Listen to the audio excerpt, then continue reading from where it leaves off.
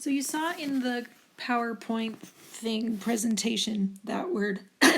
Okay, we're live. Okay. You saw in the presentation that if we ever have a root in the denominator, then our answer is not fully simplified. So for example, I wrote down this fraction, 4 over square root 3. And like we just figured out, that's not fully simplified. And so we have to figure out, well, how do I get rid of a square root? And a lot of people's first instinct to get rid of a square root is to square something because they're opposites, they're inverse operations. Well, here's the problem with that. If I have the square root of 5 and then I decide to square that, well, it gets me 5, which is great, but the square root of 5 does not equal 5. So by squaring something, we're changing its value, and that's not okay because we need them to be equivalent. So here's where we're going to outsmart math a little bit, because by definition, what does it mean to square something?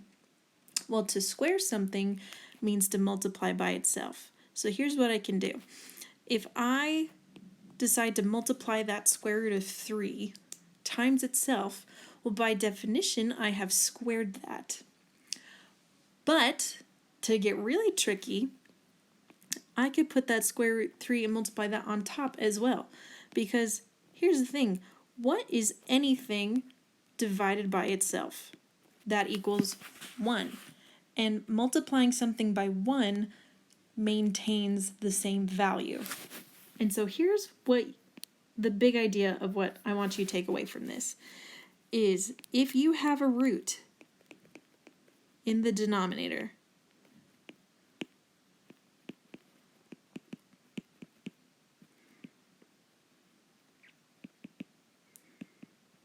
all you're going to do is you're going to multiply the top and bottom by the root of the denominator. Because that is what's going to maintain equivalence. Okay, so I'm just going to erase this bit up here so then we can actually go ahead and do that. So I see I have square root 3 in the denominator, so I'm just going to multiply that on top and on bottom. And then with fractions, all we do is multiply across. So up top there, 4 times square root of 3, well, that just becomes 4 square root of 3. Well, on the bottom, root 3 times root 3, remember that's like root 3 squared. And what happens when you square a square root? Goes away. It's gone. So we're left with just 3. And now I do not have a root in the denominator. And lo and behold, a beautifully simplified answer.